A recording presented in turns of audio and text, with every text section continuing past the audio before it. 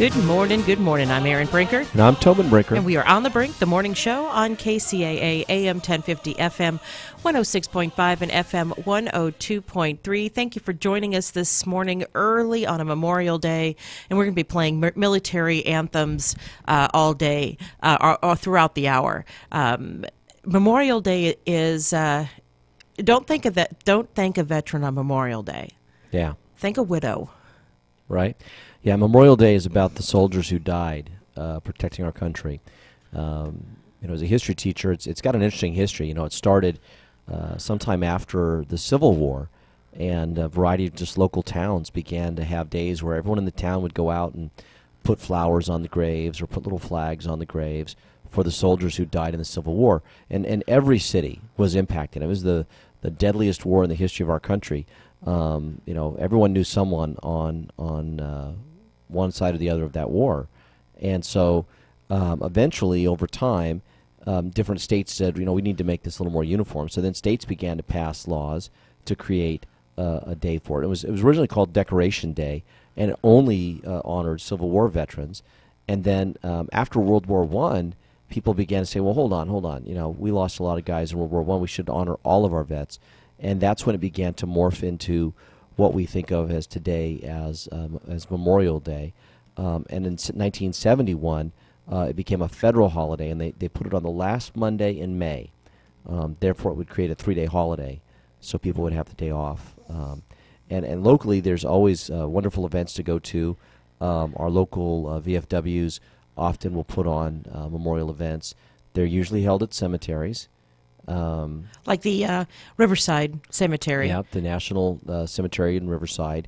It's a veterans cemetery, and that one's beautiful. I know that in Colton and San Bernardino, they put on events at the cemetery. One of my favorite ones to go to, though, is the one up in Grand Terrace.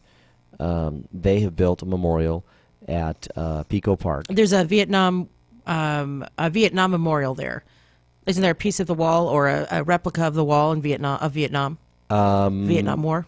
I don't know if there's a piece of the wall. They've made a... it's a replica. Yeah. But yes, I think you're right. They've built just a really nice memorial there, and they always put on a really great event. And I was trying to look for the time. I think it's usually like 10 or 11 that they're out there. But I couldn't find anything. So you have to kind of maybe go to the city website and see if you can find something. I was looking on the Sun, trying to see if I could find something on the local paper, and was having some challenges finding something. But yeah, it's a special day to remember those folks who gave their lives protecting our country. So on to the news of the day. There's been horrific flooding in Maryland, in the state of Maryland. They've declared a state of emergency in Ellicott, Maryland. Governor Larry Hogan has declared a state of emergency after heavy rain flooded Ellicott City on Sunday, washing away cars and leaving behind extensive damage. Ellicott City again was flooded throughout Main Street and the surrounding area due to a slow-moving storm. Howard County Executive and Alan Kittleman said Sunday that Sunday's flooding was worse than the flooding in 2016. He says, I don't think I'm exaggerating when I say this is worse than 2016. I can tell you my heart is broken thinking about what people are going through here and the people's lives who were devastated 2 years ago, and they rebuilt, and now they're faced with the same daunting task again. I would say it's bad or worse than the storms 2 years ago. They say that this is once in every 1,000-year flood, and we've had 2 of them in 2 years. Ellicott City was heavily flooded 2 years ago, leaving 2 people dead. And Kittleman officials were not aware of any fatalities related to Sunday's flooding, but there were some people that were reported. An Edison Herman was reported missing overnight. Since the water hit the front door, we took all the customers, and this is from the Phoenix Emporium, took all the customers to the second floor, and then the water came through behind us and kind of cut us off. Imagine being trapped in a building because the floodwaters are rising. I was completely unaware of this. You and I don't really watch regular news and stuff. We just have sort of internet stuff. And we were busy yesterday with family things, and then in the evening when you found this and actually showed me the videos of it, I was just kind of like, whoa. It's unreal. It really is. I mean, we've seen flooding videos before, But this is fast-moving water, and it's just the cars. I always get amazed at these cars, and the cars are just piling up, one car on top of another, as they're getting slammed down the road, you know. Now, this has happened in a couple of places, Houston being one of them. A storm stalls, and essentially it just works as a pump, pulling pulling water out of local the sea, out of the ocean or a harbor or whatever's nearby, and just dumping it onto the land, whatever's there. So in Howard County, Ellicott City got 7.92 inches. As of 7:11 p.m. last night. That's Wow. almost 8 inches in a day. Think about that. That's incredible. Yeah, and you know, this is coastal land, so it's low elevation, and yeah, they're right there by the water. So it's just, like you said, they're just pumping it in. So obviously electricity, there's no water service or electricity in the downtown Ellicott business district, and people are urged not to go down there. Say, don't come to Main Street, don't come down to see how things are looking. It's devastating, it's heartbreaking, and people's lives are devastated. Please don't come down and try to see what's happening. It's dangerous. There's a quote here from one of the ladies who was affected in 2016. She says, "At the end of May, this is when we opened our door a year ago after the 2016 flood, and now we're out. 39 years of business, and we're done. We can't afford to come back. We took everything the last time, all of our savings, everything to rebuild." And this is Sherry Fackler-Berkowitz, owner of the Great Pains Art Glass Studio. And your heart just goes out to people like that who, you know, literally put everything they had to back into rebuilding after the last one, to see it all wiped out again like this. And the pictures that they show, there's two cars that were wedged together, blocking the entrance to a building. Obviously, the floodwaters had moved them. I mean, it's not only that there's water; although the water was moving with tremendous force, it is that water lifted up everything in its wake, including cars, and they just kind of dropped them wherever they dropped. Yeah, and these two cars are slammed up against a light pole in a building, blocking the front of the building, and it's really kind of, in a way, it's kind of fascinating. In a way, it's really sad. It's terrifying and sad. Yeah. So if you know anybody, well, look, even if you don't know anyone, if you're the praying type, now's a good time. If you've got a few bucks that you can send their way, now's a good time. Make a donation. Yeah, and you know, of course, the gentleman who's in charge, the Kittleman, who's the city executive, says, you know, that our current focus is on helping residents, but later time they'll talk about why flood mitigation protections that were put in place over the last 2 years appeared to have failed. And you know, this is the hard reality. Sometimes, you know, we like to think, oh, we're human, we can come up with some way to fix and solve all these problems, but Mother Nature has a different role, and they don't always respect the various little things that we think are going to fix it and solve it. You know, it's true. We like to think, oh, we could have done something. We should have done. Well, guess what? Sometimes things just happen. Sometimes things just happen. So with that, it's time for a break. I'm Erin Brinker. And I'm Tobin Brinker. And we'll be right back. This is Joe Lyons. Guardian Jet Center now honors every American who has made the ultimate sacrifice while serving in our armed forces. May 28th is Memorial Day, and we honor the memory of Army Private First Class Ross A. McGinnis, who served his country above and beyond the call of duty. On December 4th, 2006, 19-year-old McGinnis and his platoon were on mounted patrol in Adhamia, Iraq. McGinnis was riding in a Humvee, manning a machine gun, when an insurgent threw a grenade into the vehicle. McGinnis immediately yelled, "Grenade!" to warn the other 4 crew members. Then, instead of leaping from the gunner's hatch to save himself as he had been trained to do, McGinnis dropped inside the vehicle and threw himself on the grenade. He was killed instantly by the blast, but his courageous actions saved the other 4 members of his team. And for his heroism, PFC Ross McGinnis was awarded the Medal of Honor for service above and beyond. Today, Guardian Jet Center salutes the men and women whose sacrifice has made the American way of life possible. Guardian, the most advanced fixed-base operator at Ontario International Airport, redefines the expectations of the general aviation business traveler, one client at a time. Single-engine or cabin-class aircraft give Guardian the opportunity to enhance the customer experience. The Guardian Jet Center is the gateway to Southern California. This is Dick from Carpet Masters. Carpet Masters has been serving the Inland Empire for over 60 years. We are locally owned and operated by the Stevens family. We not only clean carpet and furniture, we clean many loose rugs, including Oriental rugs. Oriental rugs are cleaned in our modern facility where the fringes are cleaned by hand, then hung in our modern facility to dry. We do not use steam cleaning to clean your fine furniture. Furniture is cleaned by hand using the same absorption cleaning used in the White House. Some furniture we bring into our plant to clean properly.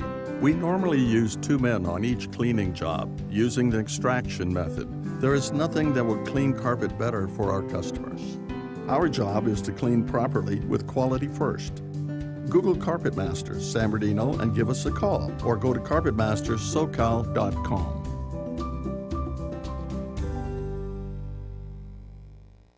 On June 5th, the choice is clear. James Ramos for State Assembly.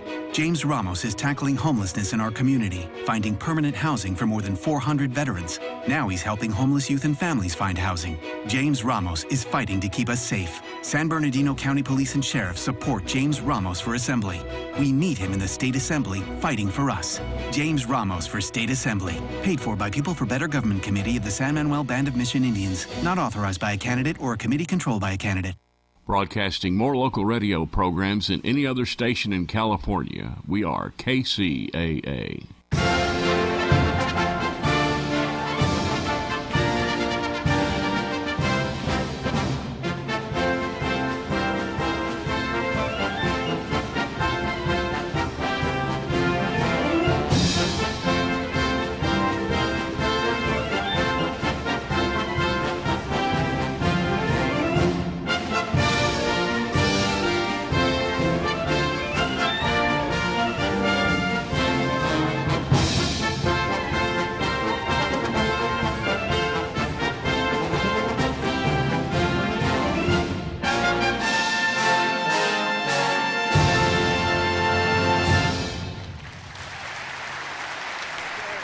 Good morning, or welcome back. I'm Erin Brinker. And I'm Tobin Brinker. And we are on The Brink, the morning show on KCAA, and we are playing music in honor of all 4 branches of the military for all of our soldiers, sailors, airmen, and Marines who have fought and given the ultimate sacrifice to make sure that we are free here in the United States and many places of the world. You know, the narrative that's the nauseating, maddening narrative that's come out of universities and other places is that America is imperialistic. But if you look around the world and you see where America has troops, we're not running the show. And we have troops in Germany. And if we didn't have troops in Germany after World War II, who knows what would have happened? Would we all be would they all be speaking Russian? Would we all be speaking Russian? We were protecting the West from the Soviet aggression as they continued to gobble up states. And, you know, as a stark contrast, in the West, in the states that the United States was protecting, they had their own government and their own people making decisions about how they would live. In the East, everything came out of the Soviets, the Soviet bloc, right? So, yes, Erich Honecker ran the DDR, or the GDR in English, but he didn't. He took his marching orders from Moscow. Don't get it twisted, so to speak. Whereas the other side of the wall, that wasn't happening. They had their own government that made their own decisions, that developed their own way of life.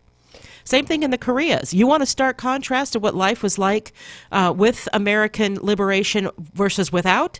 Take a look at North Korea, the Gulag state that is North Korea, and South Korea, the most vibrant, one of the most vibrant and forward modern countries on the planet, with some of the highest educational standards, the highest standards of living. I mean, it's like night and day. Yes, and they gave us K-pop.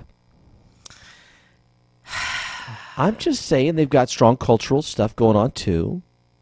They do, indeed.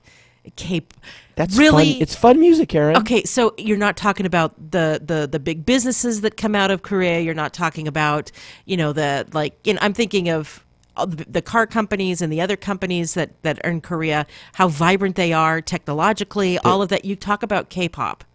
I teach middle school, and that's what my students like, K-pop. I'm just letting you know. It is popular. It is very popular. Lots of people And outside of Korea like Just, K-pop. it's just fascinating to me, the stark contrast, though. What was the last big music hit that came out of North Korea? Right? None. None. I mean, they've got none of it, right? I mean, they literally. But that's music is not necessarily the standard No, but by which it's, we judge a country. No, but if you want to look at a vibrant, healthy country, they have vibrant, healthy culture, right? And the South. And they're producing arts and entertainment and all kinds of stuff, and that's not happening in the North. It's not. It's not. I mean, and so this is just one of many ways to sort of gauge just how bad it is. And I think you're right. It makes for an easy start comparison to look at the difference between North and South Korea. We tend to forget about the Korean War, but there was a lot of American blood that was spilled on that soil to protect the Korean Peninsula. Yeah. And we didn't get all of it. You know, they decided that they drew a line. Yeah. But there is a stark contrast, a stark difference in a small country between what it could have been in the South and what it actually is. Yeah, exactly. Well, I'm glad you're playing the different themes from different branches of service. Which one was that you played at this last one? You didn't say. Sorry, it was for the Marines. The Marines. Yes, that was for the Marines. Yes. Because that was the Battle Hymn of the Republic. That was the Marine Corps anthem. Nice. The first one, of course, Anchors Away, was for the Navy. Yes. And you're wishing that I started with the Air Force. No. You're fine. You're fine. There's no judgment here. No judgment here. You just hope your dad's not listening? No, my dad's definitely listening. What else would he be doing at this time in the morning? Seriously. So we have to give a shout out to Jack Brinker, who was career Air Force, and I know that this is Memorial Day and that we shouldn't be. He didn't see combat. He was a scientist. We just love my dad. We just love Jack Brinker. Yeah, we got a lot of friends and family members that are serving in different branches of the military, and I know you started the Navy because of our friends, the Rooneys, and their daughter Janelle. I know where your head's at. Yes. But it's like you said though. Today's not about honoring those who are alive and serving today. It's about remembering the people who gave their lives, and understanding that those lives had value, and that the sacrifice they made had value. And I think your commentary about North and South Korea is exactly right. And there are still conflicts around the globe where our involvement, the U.S. military involvement, is the difference maker. We are keeping the world safe for humanity. That the world is a much better place because of our ability to project our strength, right? And our willingness to project our strength and then walk away from that strength. And Yeah. when I say walk away from that strength, it's the point that I was making before, where we with all of the allies after World War II came to an end, we had the opportunity to the Allies could have done all kinds of things with how to deal with Germany and Italy and Japan, and Japan is another great example. But what we did is that we built them up so that they could then run their own countries Yes. in a peaceful, productive manner. So- and the Germans and the Japanese are such productive people. Yes. that look at what they've done. So Look at what they've done. You mentioned Japan, and a fascinating story I read the other day, and we don't have it lined up in our queue to talk about, but I'll just tell you what I remember about it, is that one of the former prime ministers of Japan, who actually was fought in World War II, he's now like in his 90s, recently came out and suggested that Japan should go back and redo their constitution, the constitution that was written for them after World War II. And one of the things that we did as a condition of allowing Japan sort of its autonomy again was we wrote a constitution for them that they had to adopt. And that constitution prohibited them from having a military in the future. And we have, the United States has been Japan's military. We have large military presence on Okinawa, and we have provided that protection for them. And so this former prime minister of Japan has said, no, with the world that we live in today, Japan needs to be able to defend itself, and that we should change our constitution and change that relationship so that Japan can defend itself. Now, they do have a self-defense force. They do. But it's not a military, it's a shadow of what they used to have. They don't have tanks, planes, bombers, that kind of stuff. What they have is essentially a very large police force. So these are people that are trained in police tactics with a quasi-military aspect as well. But it's not, like you said, it's not a true military in the sense of how a military defends a country. So, it's people who are... I'll just say anti-American. People who are anti-American will say, look at our military budget, and, we spend so much more on military than so many other countries. That's because we protect them, right? I mean, our soldiers are still in Western Europe, and there was a Cold War that ended not too long ago, right? Yeah. And now you have an imperialistic Russia rearing its ugly head. And what you saw in Ukraine could happen easily. I'm sure Estonia, Latvia, and Lithuania were nervous. Yes, they were. And Belarus. And although Belarus is largely Russian, but Estonia, Lithuania, and Latvia is not. And Ukraine is, there's a proud Ukrainian people that don't want to be Russian anymore. And so, it's the United States military that is protecting borders in Western Europe. And it's the United States military who's committed to protecting Japan and other parts of Asia, So,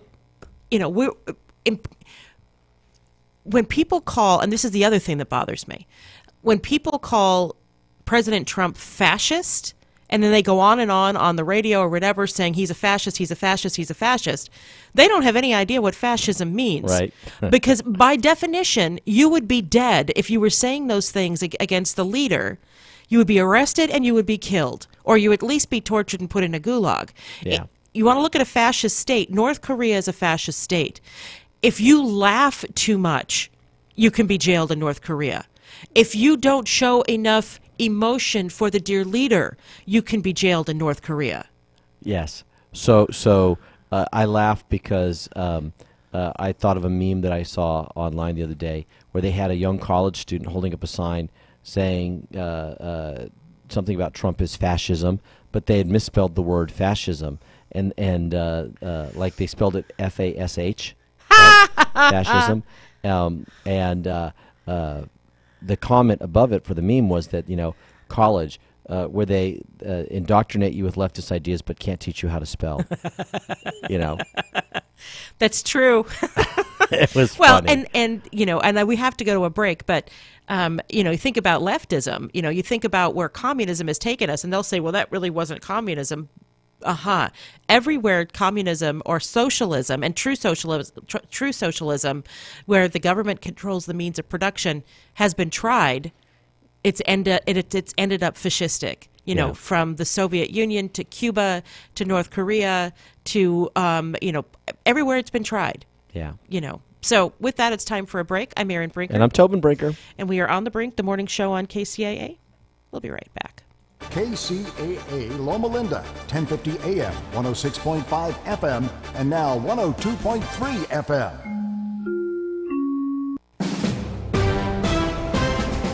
NBC News Radio, I'm Lisa Carter.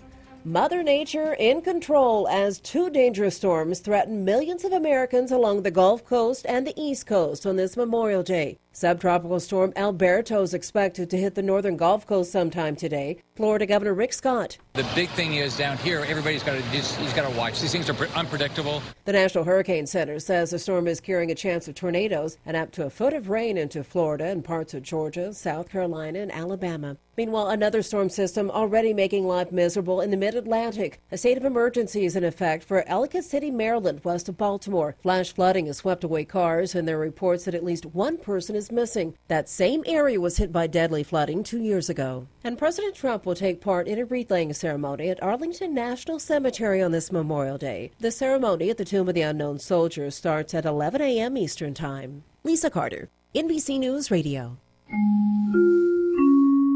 It's time for traffic on KCAA. I'm Erin Brinker. We still have a SIG alert on the 215 southbound at University Parkway. A wreck with an overturned car has all lanes closed. Traffic is completely stopped from Palm Avenue, and traffic is being taken off at University Parkway. This has been your traffic on KCAA. We are the stations that leave no listener behind. From the KCAA Weather Center, I'm Alvin Washington. A warm, sunny start to your Memorial Day, 86 the high. Tonight, clear, late fog, low 58. That fog greets your way back to work Tuesday, then sunny, a high of 89. Clear Tuesday night, late fog, low 59. Fog for Wednesday, then sunny. I'm Alvin Washington, broadcasting live from the Tri-City Center at the 10 and 210 freeways. We are the trifecta of talk in Southern California, KCAA. 102.3 FM Riverside, 106.5 FM Redlands, and the Legacy 1050 AM, Loma Linda, San Bernardino.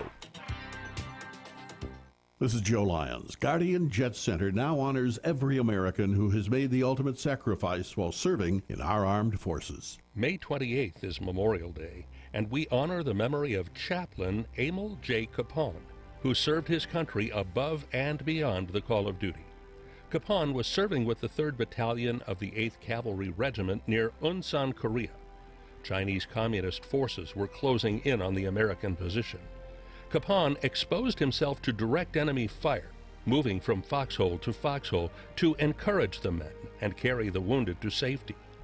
He chose not to escape, but remained behind to care for the wounded, and was taken prisoner of war by the Chinese on November 2, 1950. He died in captivity the following year. Chaplain Emil J. Capone was awarded the Medal of Honor for service above and beyond.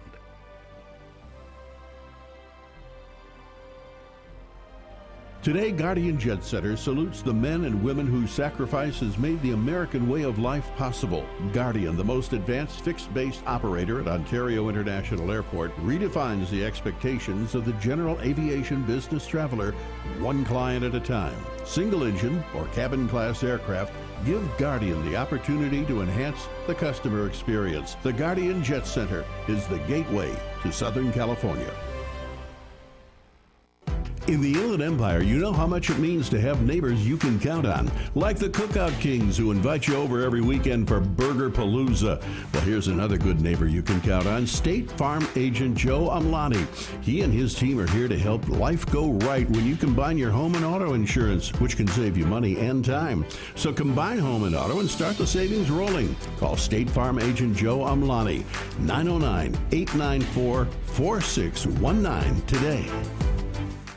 This is Marge Doyle, RN, and I approve this message. As a registered nurse and candidate for Congress, I strongly support everyone having access to health care. Our pristine and irreplaceable public lands, which are directly tied to our economy and thousands of jobs, are not for sale to corporations. I will work to help immigrants find a path to citizenship, more education, vocational school opportunities. Reliable internet will bring new business to our district. Please vote for me, Marge Doyle, for Congress, June 5th. Paid for by Marge Doyle for Congress, 2018.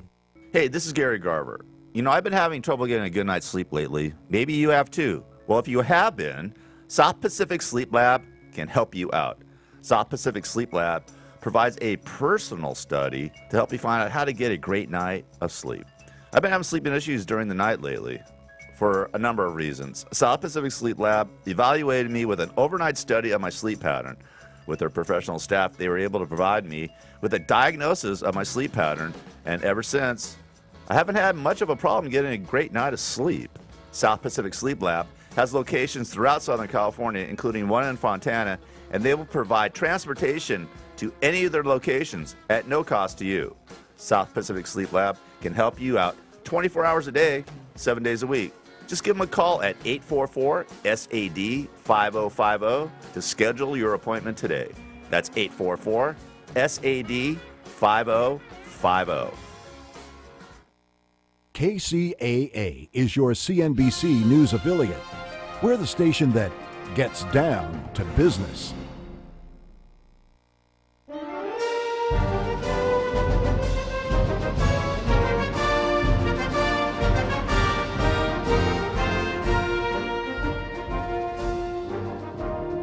Off we go into the wild.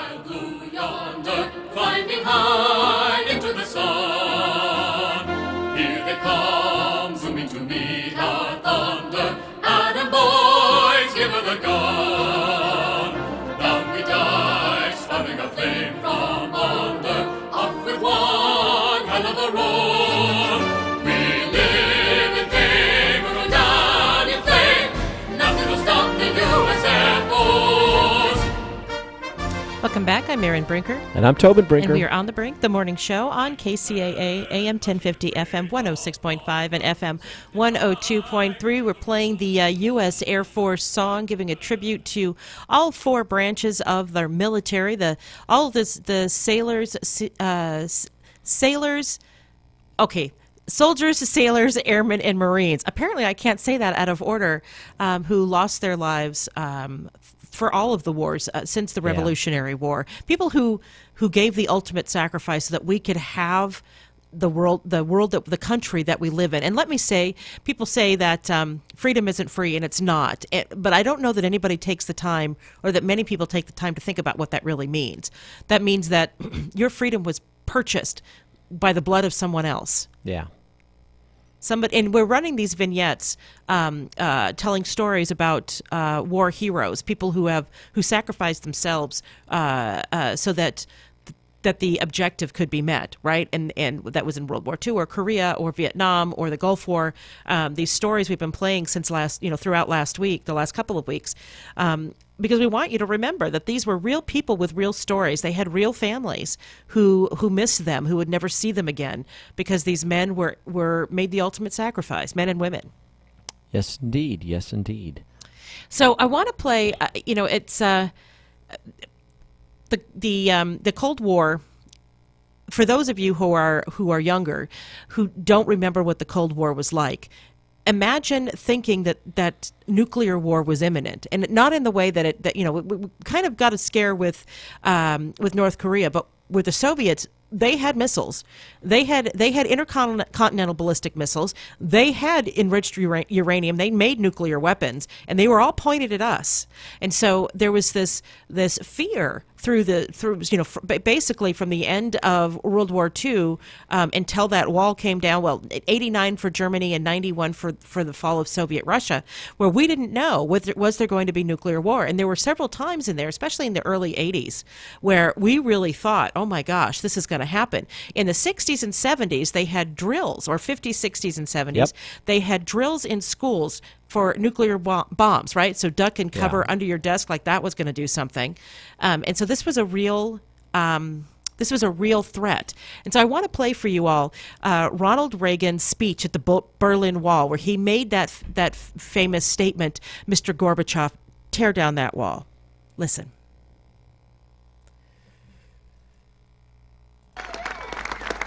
Thank you very much. Chancellor Kohl, Governing Mayor Deepkin, ladies and gentlemen, 24 years ago, President John F. Kennedy visited Berlin. And speaking to the people of this city and the world at the City Hall, well, since then, 2 other presidents have come, each in his turn, to Berlin. And today, I myself make my second visit to your city.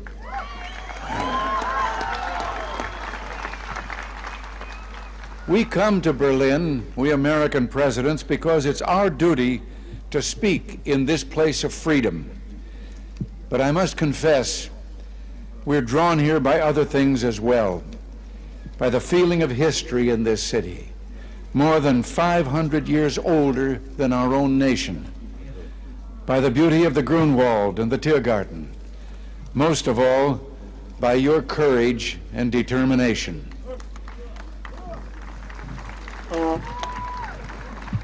Perhaps the composer Paul Linke understood something about American presidents. You see, like so many presidents before me, I come here today because wherever I go, whatever I do, ich hab noch keinen Koffer in Berlin.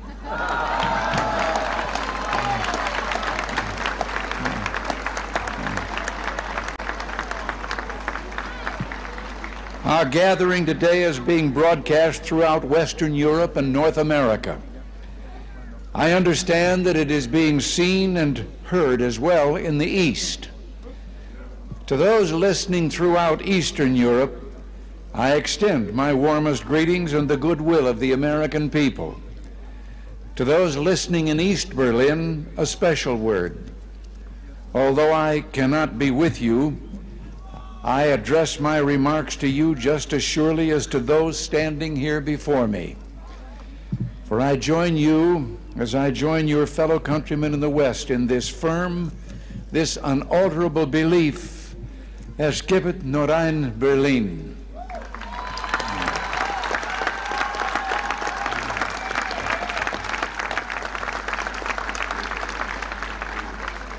Behind me stands a wall that encircles the free sectors of this city, part of a vast system of barriers that divides the entire continent of Europe.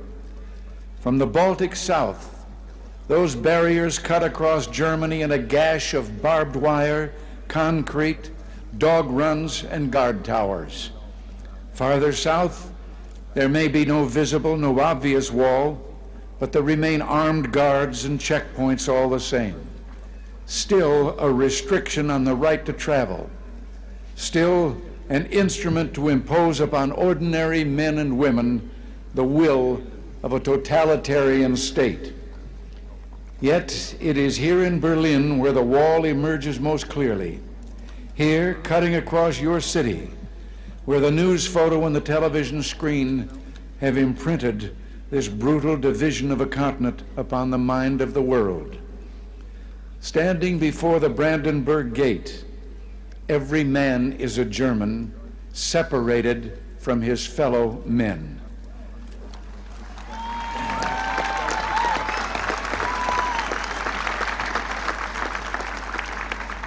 Every man is a Berliner, forced to look upon a scar.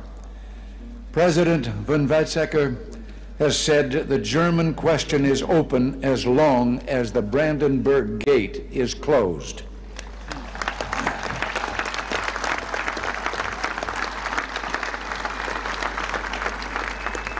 But today I say, as long as this gate is closed, as long as this scar of a wall is permitted to stand, it is not the German question alone that remains open, but the question of freedom for all mankind.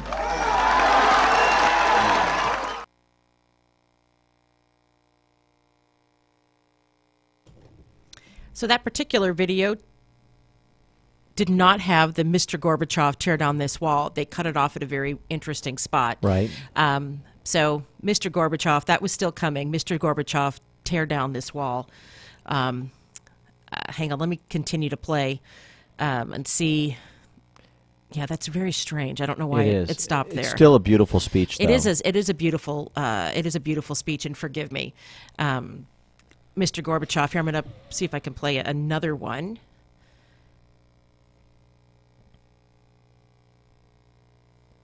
You know, yeah, keep talking. The moral leadership that Reagan provided at that time in history to lay down that marker of telling Gorbachev to tear down this wall really was the precondition to set it in the minds of the folks on both sides of that wall that it was going to come down in their lifetime. And it was just a couple years later, after Reagan had left office, when 1989. When Bush was in office, that the wall actually came down. We're going to listen.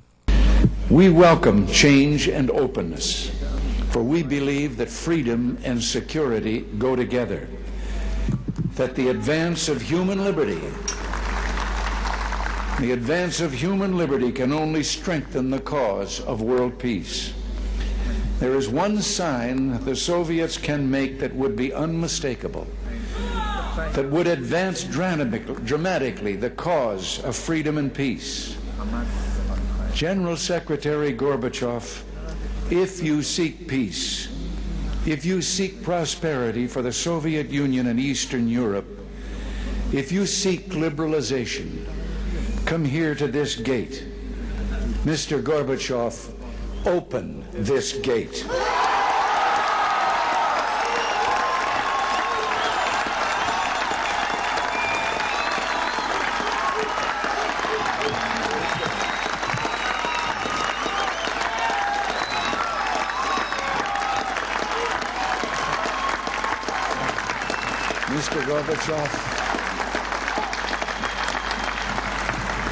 Mr. Gorbachev, tear down this wall.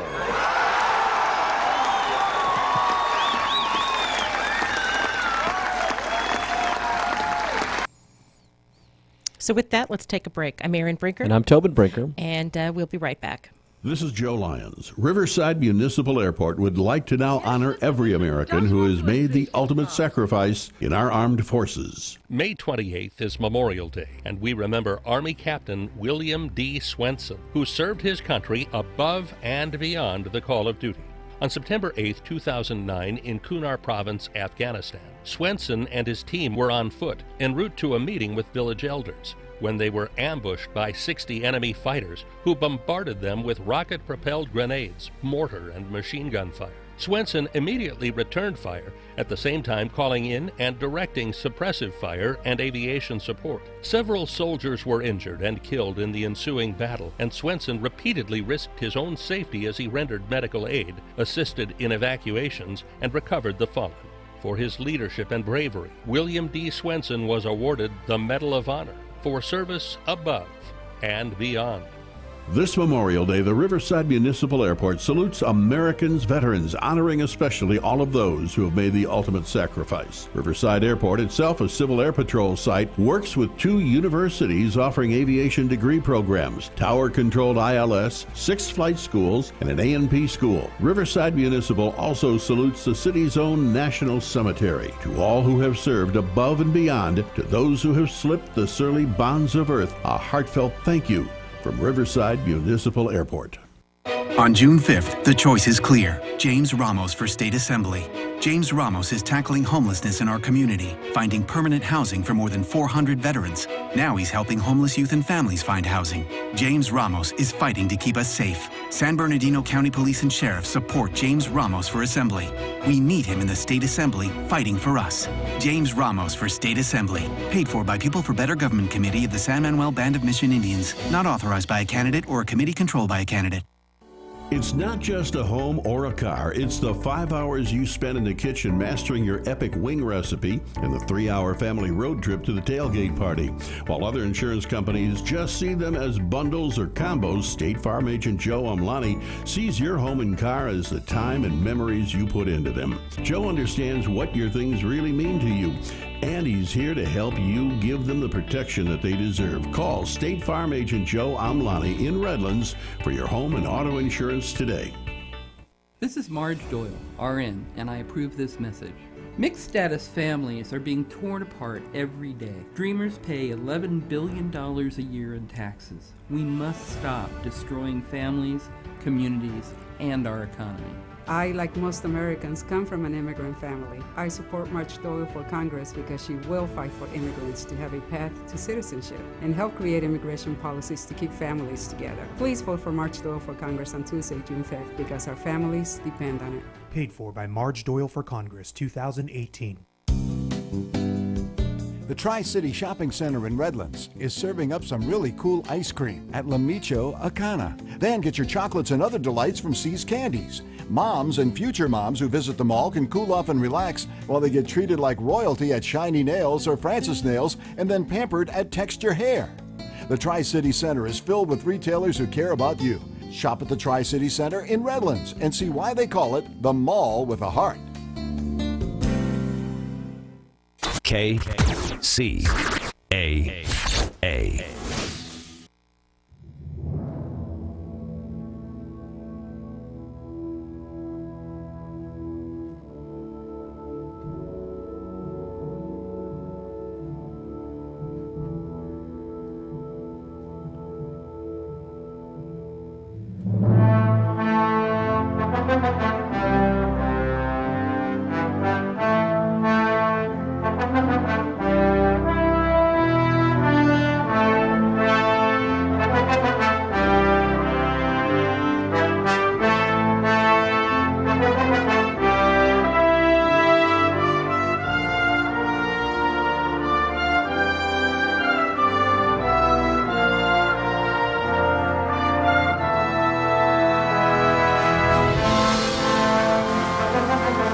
Welcome back. I'm Erin Brinker. And I'm Tobin Brinker. And we are on the Brink, the morning show on KCAA, AM 1050, FM 106.5, and FM 102.3.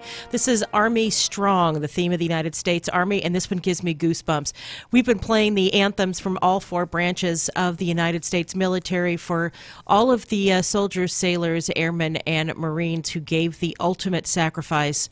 And this is what Memorial Day is all about. Sure, the cookout with your family and friends is fun too, but don't forget that this is the reason why we have this day. Yeah. And don't think I did give a shout out to my father-in-law, but today's about the fallen. Yeah. So speaking of that, an article that popped up in my feed this morning was about the USS Arizona, which is one of the great memorials that we have in Hawaii, in Honolulu, to our fallen soldiers. And if you've never been, it is really spectacular. And these are the soldiers who died aboard the USS Arizona when it was attacked at Pearl Harbor, right? And it sank right there in the harbor, and it became the final resting place for, and I'm looking for the number here. I don't see it in the article. Well, in total, there were 2,341 soldiers that died at Pearl Harbor. Sailors? Marines, soldiers and Marines that were killed in the attack on Pearl Harbor. And so they built this Alfred Prius is the architect who built in 1962 the USS Arizona Memorial, and it honors the 1,177 sailors and Marines who died aboard the battleship during the Japanese attack. So about half of the soldiers who died that day are buried there inside the Arizona or died there in the waters around it. And this is this is an important thing. Well, apparently it's been closed. What? And yeah, they're preparing to do some work on it, and it's closed until they're able to stabilize it. So it's closed for repairs. Spokesman Jay Blunt, a spokesman for the World War II Valor in the Pacific National Monument, told Hawaii News Now that the edge where the visitors ramp meets the memorial has a fissure on its exterior, and the loading ramp is not being properly supported. And so it's closed until they can get all that fixed. And it'll be an undetermined period of time. So it's kind of sad that here on Memorial Day they've had to close it, right? I'm sure that there's a lot of folks that will go there, but I also know that Pearl Harbor Day in December is probably the big time for that particular monument. When you go there, and like any monuments, I felt this really in D.C. as well. Yeah. That you feel that you're standing in a war memorial, Yeah. and the Korean War Memorial I think is the one that is the most intriguing because it shows it's like you're walking through a group of soldiers, right? It's a platoon of statues that are they have all the gear on that they would have had in Korea. The winters in Korea are very cold, and you walk through it and you can feel it, right? I mean that's really what the artists wanted when they created this memorial. But all of them are. The World War II memorial is massive. I've never been to DC in the summer. I always go in the winter, and because I love it in the winter. But there's a pool there. There's a fountain there that I've never seen filled because it was in the winter. Yeah. But I'm sure that just adds to how beautiful it is. Yeah, I've been there at multiple times during the year, and it is impressive. And having gone on the tour, the World War II one, there's a funny little piece of it. There was a piece of graffiti that really was popular in World War II that said "Kilroy is here." That was World War I. World War I, sorry. Yes, Kilroy was here. And the guy with the big nose over the wall. Yes. And so they've actually got that stenciled in a couple sort of discrete places on the memorial. That's awesome. And it's done on purpose. I mean, this was a part of it. It wasn't as a joke or something, to honor that little bit of history. And, so each of those memorials is important to us. But you're right. You and I had a chance to visit the USS Arizona Memorial in Hawaii, and it's breathtaking.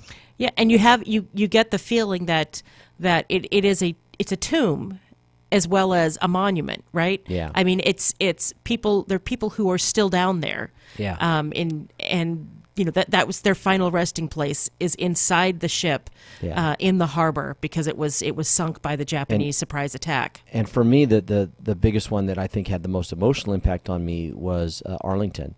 I had never been to Arlington National Cemetery. I went last year. Took a group of students on a tour. And was it massive? It's massive. I mean, it takes a long time. We didn't even see the whole place. We walked quite a bit of it.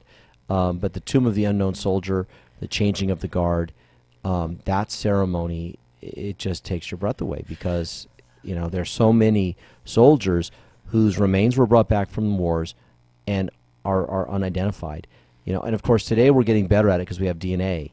And so I think that in the future it's going to be less likely that we won't be able to identify them, but there's still quite a few, and it's meaningful. I want to explain why I played this the speech, Ronald Reagan's speech at the Brandenburg Gate, because our military was there in Western Europe, like I said before, for a specific purpose, and that was to protect it from imperialism coming from Moscow.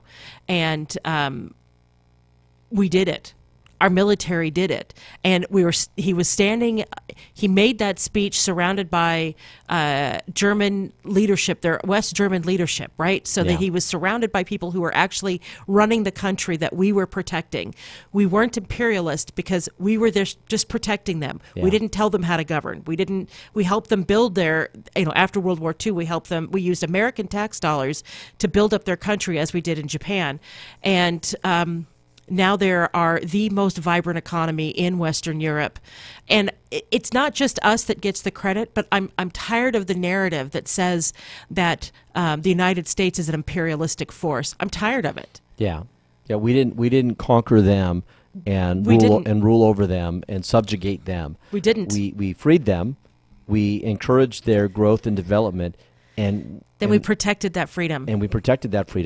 And when they were able to protect themselves, we left. So with that, I'm going to play the Star-Spangled Banner. Pay tribute. Go to a cemetery, say a prayer, do something today to honor those who have fallen so that we can all be free. This has been On the Brink, the morning show on KCAA. I'm Erin Brinker. And I'm Tobin Brinker. Have a great day, everyone.